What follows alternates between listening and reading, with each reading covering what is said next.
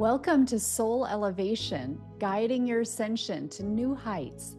I'm your host, Kara Goodwin, and this is a great episode for anyone who's dealing with grief. Angela Clement is such a gentle and steady presence, and the insights she shares are so powerful. Throughout the episode, I try to really highlight the powerful insights she gives because they're so understated with her demeanor that I don't want you to overlook them. But many people awaken to spiritual transformation through grief, and that's in fact one of the big triggers I had on my own awakening journey. So there's a lot to process in those circumstances and a lot of opportunity. Angela Clement is a former school principal, speaker, angel intuitive, writer, energy healer, and the creator and host of the Awaken Your Soul's Journey podcast and summit series on grief. She's also the author of her new book, Awakening Through Grief, and has co-authored the book Good to the Last Drop with Irene Weinberg. A certified grief coach, she helps people in one-on-one and group settings to reconnect with their authentic selves after loss. We'll dive into this episode in just a moment, but first, be sure to check out all the great resources at karagoodwin.com. You can find out about my new book, Your Authentic Awakening. I have free meditations under the free resources section. You can learn to meditate, get your own personalized meditation, and sign up for upcoming summits. I have so many ways for you to nurture your spiritual evolution, and your support of my work helps me to be able to keep contributing in these ways. And if you're loving the podcast, it would really mean so much for you to send it along to others, subscribe, and review. I really appreciate your support. And now enjoy this episode. Well, welcome, Angela. I'm so excited to have you here. Thanks for coming on Soul Elevation today. So happy to be here. Thanks for inviting me. So your awakening journey is closely connected to your journey through grief. What can you tell us about that? Well, when it started out at the beginning, when I first lost my husband, I had no idea what it would be like to have a loss that significant. And I found myself really wondering if I would be okay or if I would be left to mourn for the rest of my life, because a lot of people say that you will grieve for a lifetime. And so I was really devastated to hear that and to think that this pain that I was feeling was going to last and that I would never be able to be joyful or live a fulfilling life. It would always be clouded with this sadness or darkness. And so I really didn't want to believe that. And so I went on a mission to really discover what grief was all about.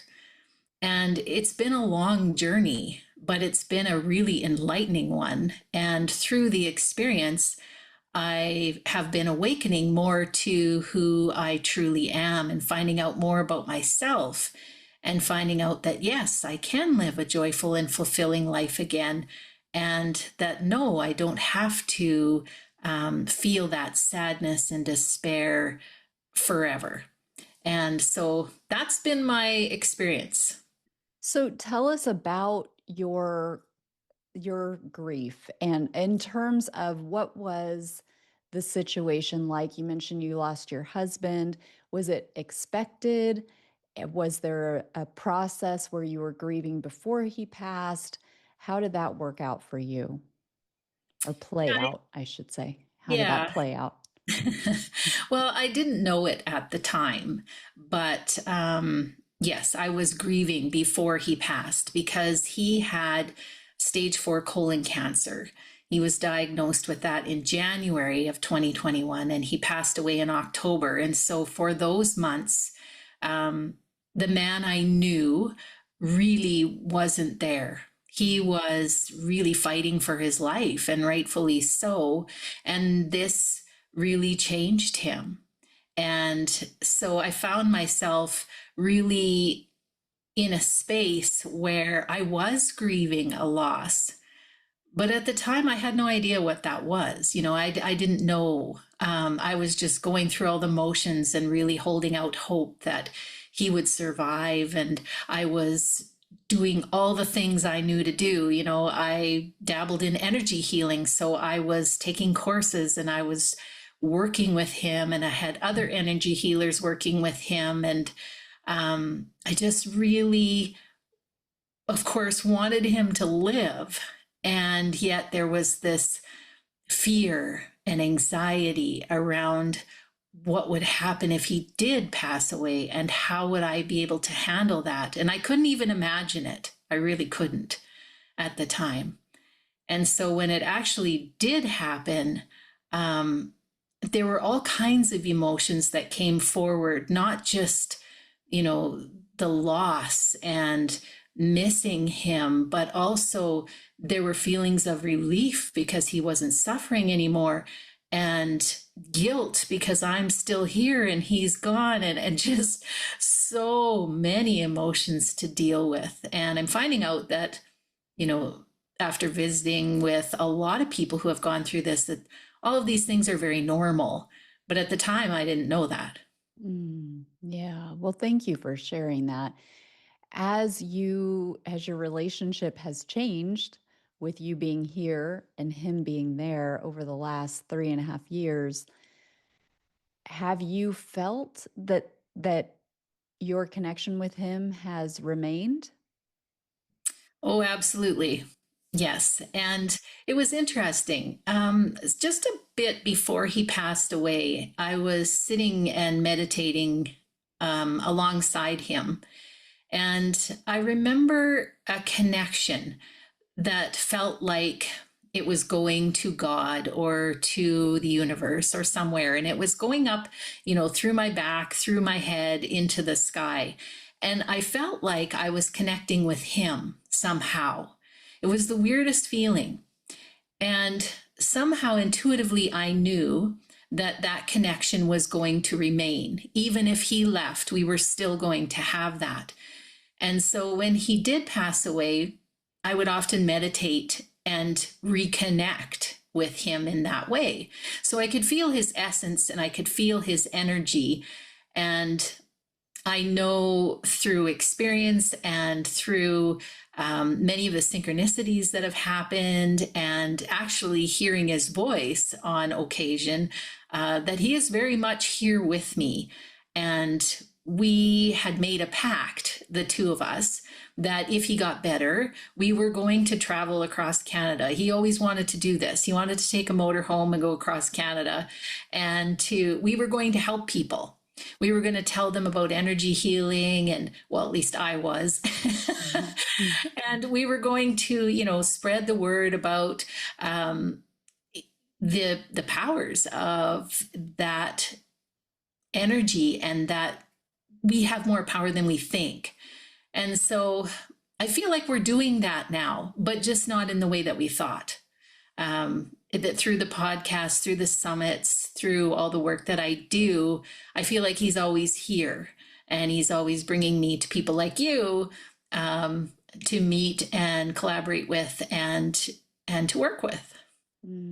That's beautiful. Well, I'm grateful for him connecting us too.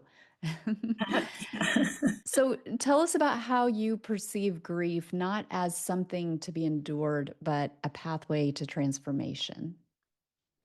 Yeah, so after interviewing, now about 160 people between the summits and the podcast, I have found that people who have significant loss can experience a real transformation in their life. It happens often, and often a very positive transformation, surprisingly. And these transformations actually end up being usually of service to others in some way, but also very fulfilling for the life of the person who's had the loss. And so it has happened over and over and over again.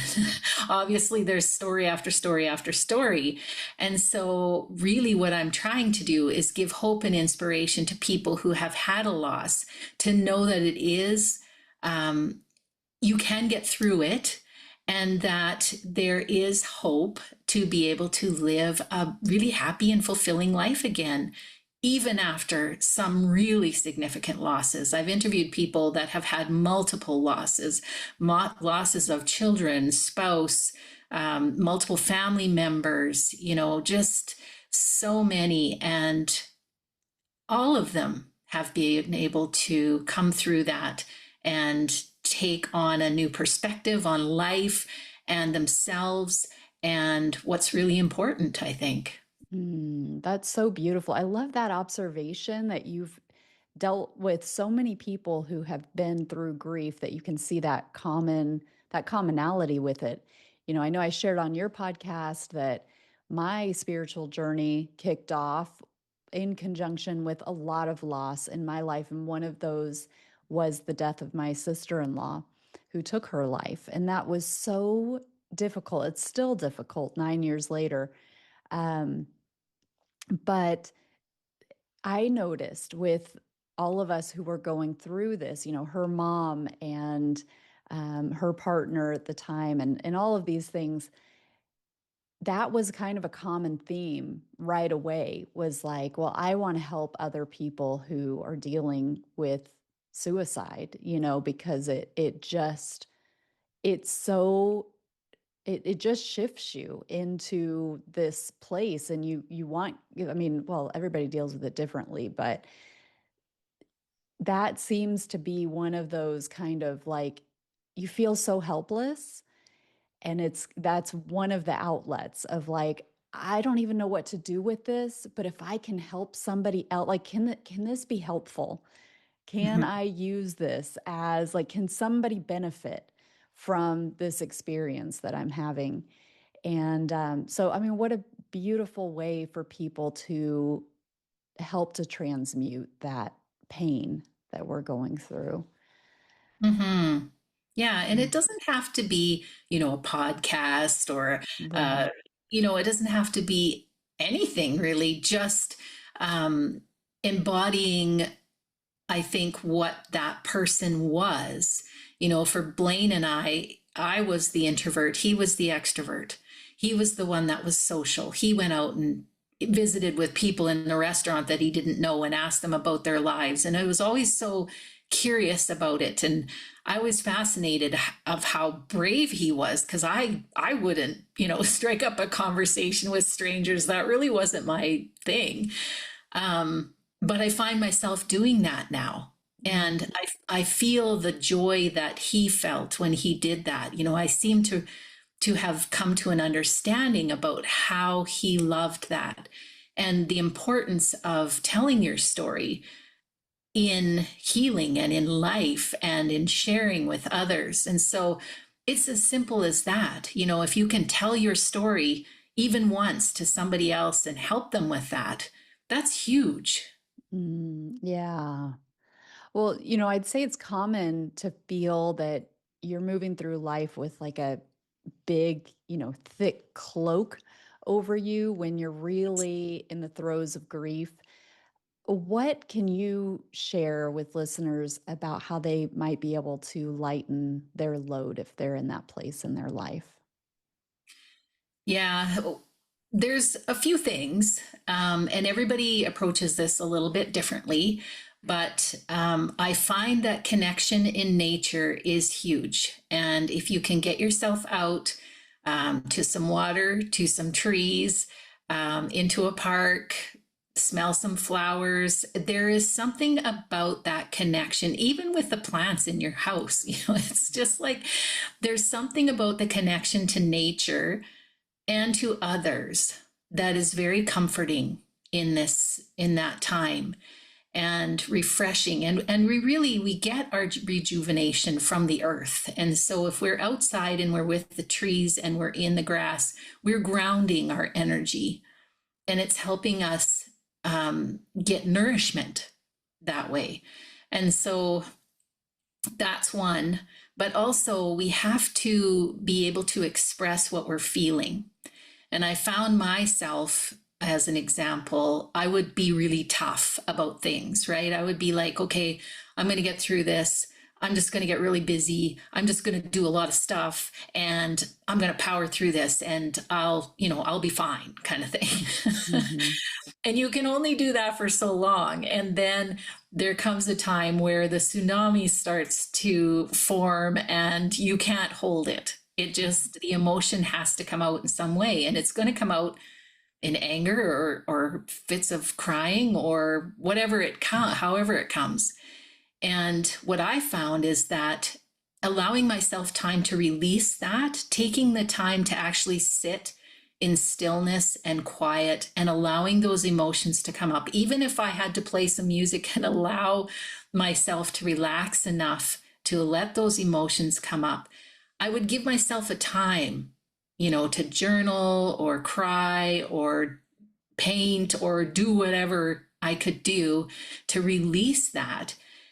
And when I did that, they didn't build up so much. It wasn't like this explosion that I used to have. In fact, I had that my whole life. I thought I couldn't cry any other way except for to have this huge explosion that I felt no control over.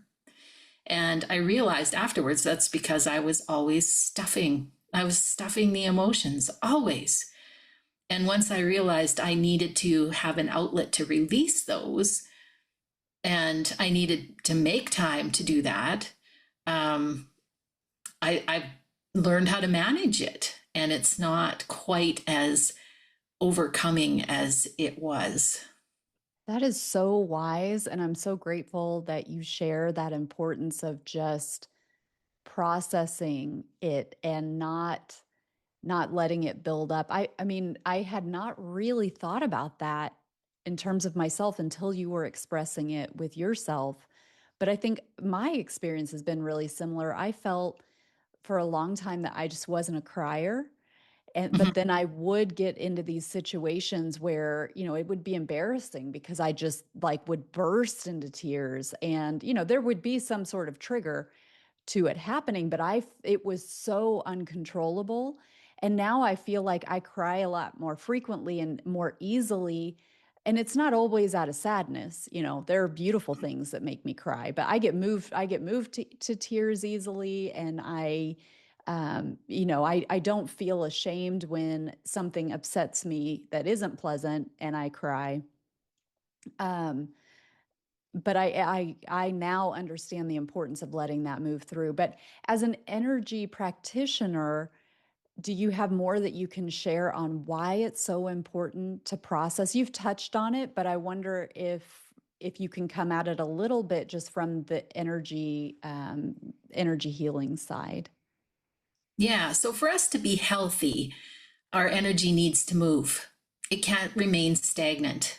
And rightfully so, when we have a strong emotion like anger or jealousy, and we've been told that we need to hold that, that's not healthy to express that in any way, then we tend to cower. It's almost like we bring our energy in and we hold it. And we just do that automatically. We learn that. And over time with social, situations, Conditioning or yeah, yeah. it happens. And then the energy doesn't flow. It just doesn't. And it gets stuck in certain places. And as far as energy healing goes, it's really about allowing a space for the person to be able to release those places that have become stuck where energy is no longer flowing. And so, yeah, from an energy healing standpoint, I really find that people heal themselves. Your body knows exactly what to do. It just needs a little help. Sometimes you just need a little bit of space where you can sit and actually release some of that. And what I found with energy healing is that I could feel the releases without having to cry or to go into that space, that heavy space. Sometimes I did, but it just felt like it was lightening that load a bit. It was releasing that energy that was stuck and allowing it to flow without, um, I don't know, it's hard to explain, but like if you hold something for a long time, it's like holding a beach ball underneath the water, right? And it's really been there a long time, it can get really heavy and really hard to keep it down after a certain amount of time, right? And I found with energy healing, it was just like instead of that fly up in your face thing, it was more of a gentle release. And it seemed easier to open up that box of emotion with an energy healer because it seemed like it was more gentle and freeing rather than, just waiting for that moment when it's gonna burst. It's Yeah, like, yeah. Mm-hmm. that's beautiful. So, what role did self care take in your life with your grief process, and what simple steps can people take when they feel so overwhelmed and taking care of themselves is not a priority? Yeah, self care. So it has an interesting connotation to some people. It's like, well, self care is me, doing things for myself, which it's true. It is true. But I believe self care really has to be you feeling into your body and knowing what your body is telling you you need. And I think we don't sit enough in stillness and actually listen to our bodies and what's happening. And so I find for self care, that first step really is sitting with ourselves and feeling into the parts of our body and just noticing if there are spaces that are sore or tight, and really taking information from those places and giving them the love. And sometimes, that just means a hot bath, or sometimes it means a massage, or sometimes it means a cup of tea. It depends on it might be dehydration. It could be, you're missing some kind, maybe you need to eat more fruit or vegetables. But our bodies know that. And that information is so important. And so that whole self care piece really is around sitting with ourselves, opening up our hearts. So putting that focus on the heart area and allowing that to just expand. And sometimes if you use, things that you love, think of things that you love, or things that you're grateful for, that can open up that heart place. And if you can open that up, then you start to feel all the things that, that need to come to you. It's like the intuition is open now, and it's giving you those insights that you need.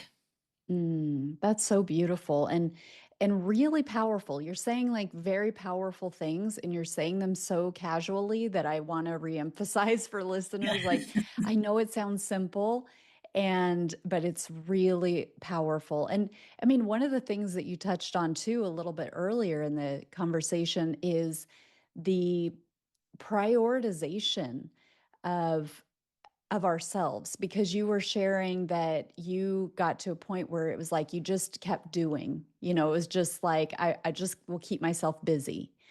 And that there is logic to that, of like, okay, if I just stay busy, I'm going to outrun this feeling, and then I don't have to acknowledge it. I'm just going to keep moving, and then it will just again, we might feel like we're outrunning it, but what is actually happening is we're not integrating what's happening in it. And from the energetic standpoint, like you're talking about, we are carrying that energy. It's frozen, or it's stagnant. It's not moving. We're denying it. It's still in our energy fields. It's still affecting us, even if we're not wanting to see it.